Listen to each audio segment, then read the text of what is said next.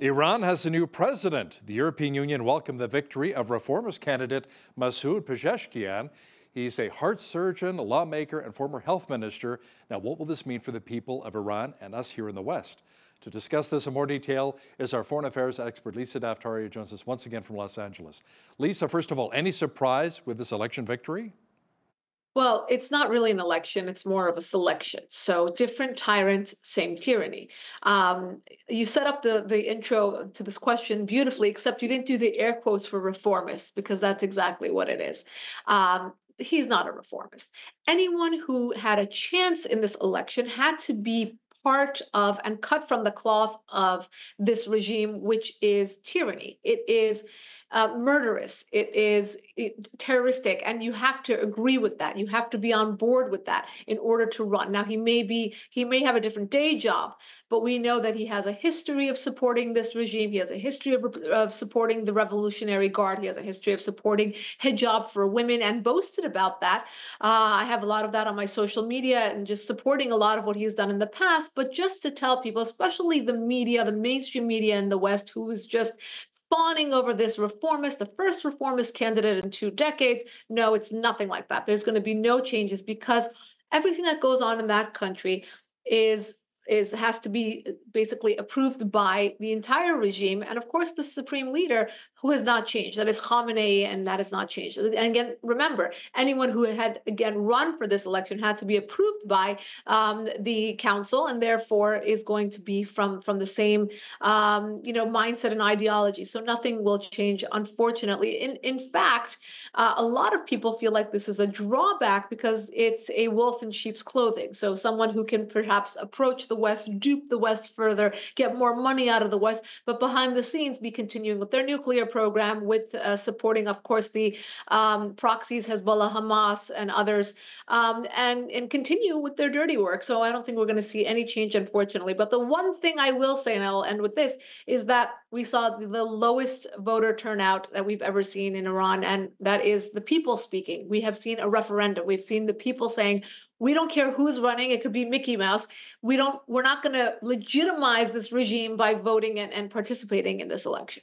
Now, speaking of the vote, Lisa, there was also outrage that U.S. President Joe Biden allowed Iran's terrorist-sponsored regime to hold voting in the United States.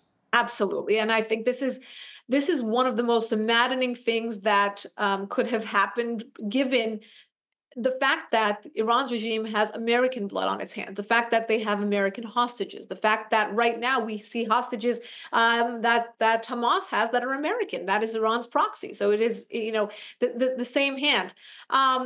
The fact that they allowed them to participate, or to bring their property onto U.S. soil, and to have American Iranians vote in their election is just, it signals to the policy and the strategy that the White House has used for the last 3, almost 4 years, and that it has been so dangerous and has emboldened this regime to allow them to have that kind of access here. Why should we allow that when they should be under sanction, when they should be, marginalized and basically told that they have to have a change in behavior. They have to stop supporting terror proxies. They have to stop shooting at U.S. assets in the Red Sea. I mean, imagine they're shooting at us and we're allowing them to bring their polling boxes here on U.S. soil. So a lot of people were outraged, and very rightfully so.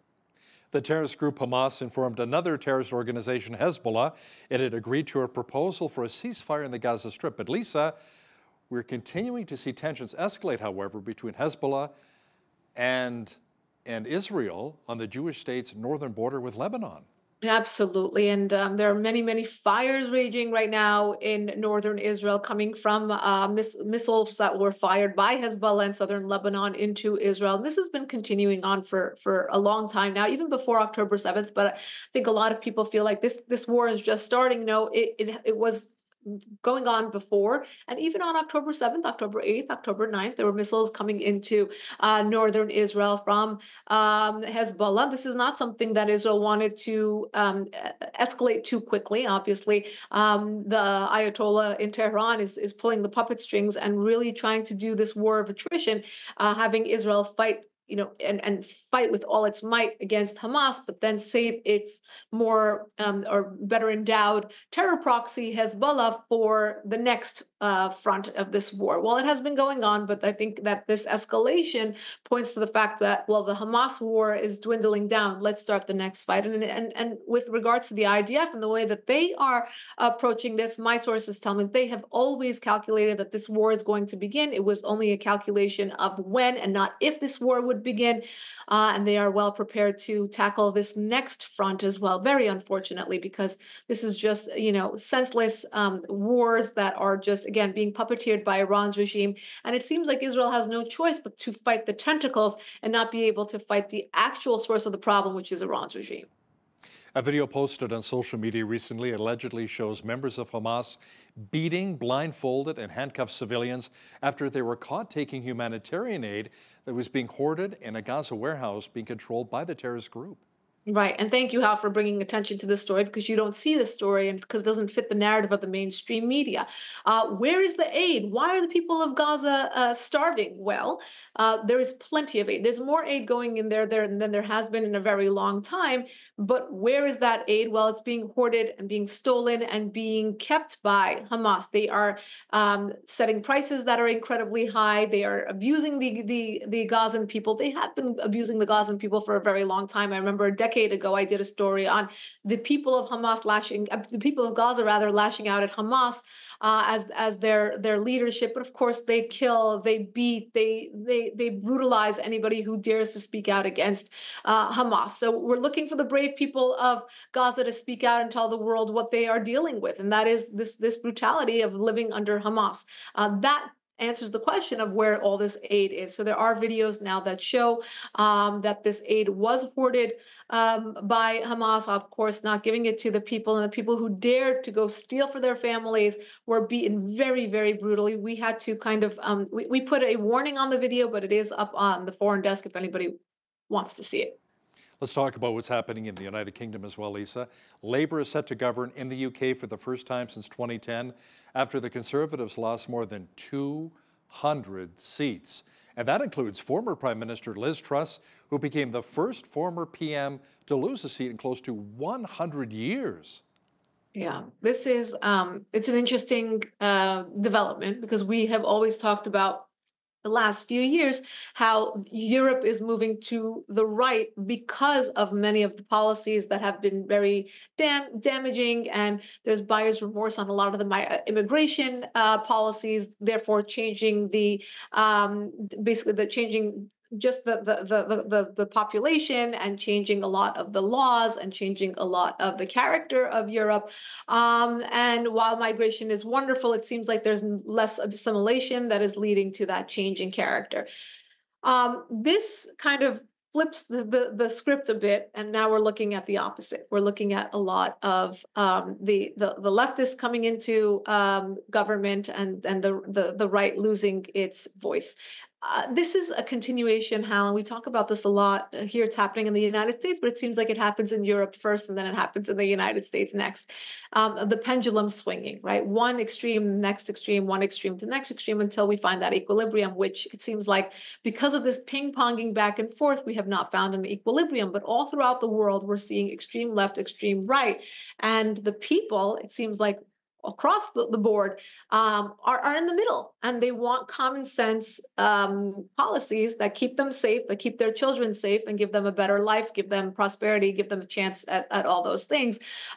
We shall see what will happen in the next few years, but I do think this is a very important moment, and it happened on the 4th of July, so it's pretty historic all across the board. Now, speaking of elections here, a coalition of left-wing parties is projected to finish first in France's snap elections. President Emmanuel Macron's centrist alliance is expected to finish second, and Lisa, the populist National Rally Party, is projected to come in third. Yeah, again, very, very interesting because when you see the protests on the streets, right? So I saw something. It was meant to be a funny meme, but there is some truth to it. Where if the left loses, they're protesting on the streets. When the left wins, they're protesting on the streets. So is it really about the election, or is it just about destroying society? And that's a lot of what we're seeing. We saw the protests overnight in France. And again, you think about the people who live there. If you love your country, why are you protesting? Why are you destroying property? We saw a lot of signs for Gaza, a lot of signs for death to Jews. I mean, what does that have to do with an election in France? All across the board, we're seeing a lot of these themes repeat themselves.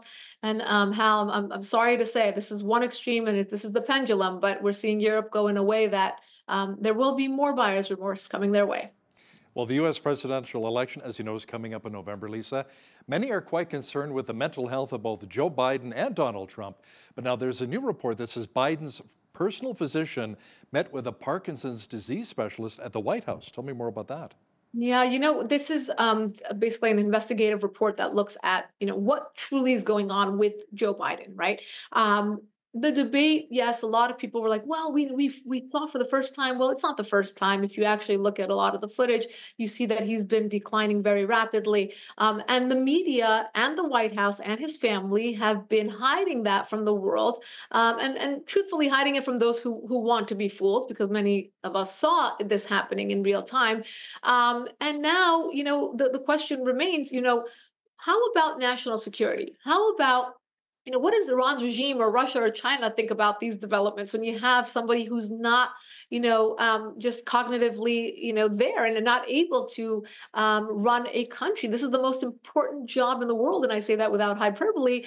And now, there's questions about whether or not he is healthy enough to do that. And as you said, the question remains: why do we have two candidates who are above 70? And that also remains a question of strength and cognitive ability and stamina and all those things.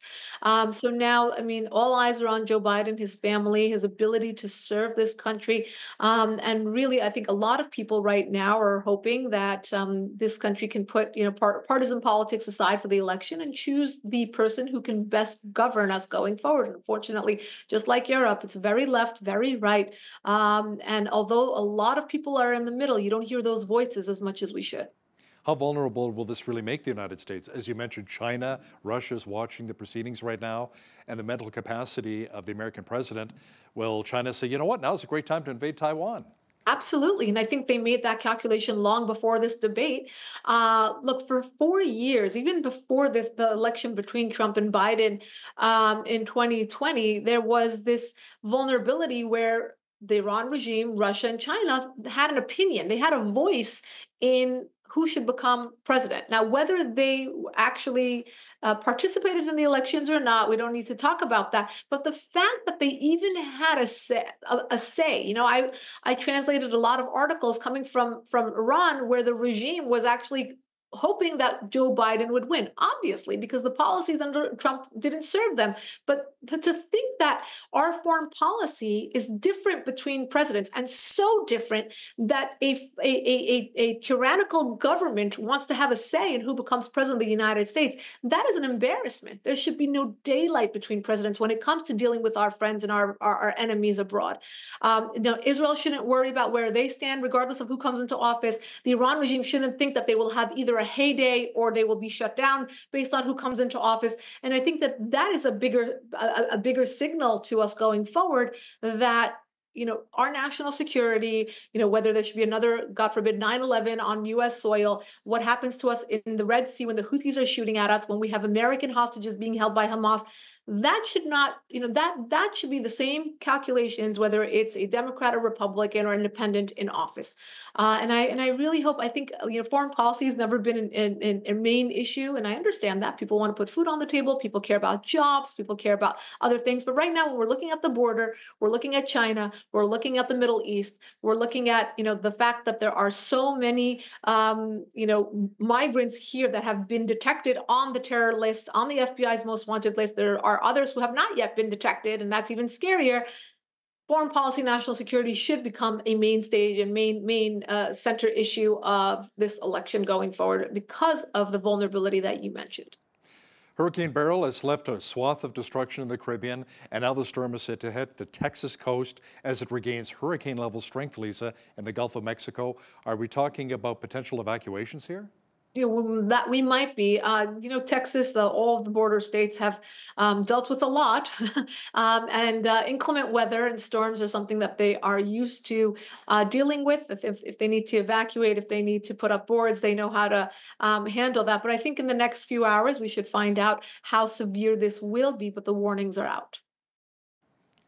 American correspondent and host of the Foreign Desk, Lisa Daftari, thanks again for joining us from Los Angeles. My pleasure. Thank you.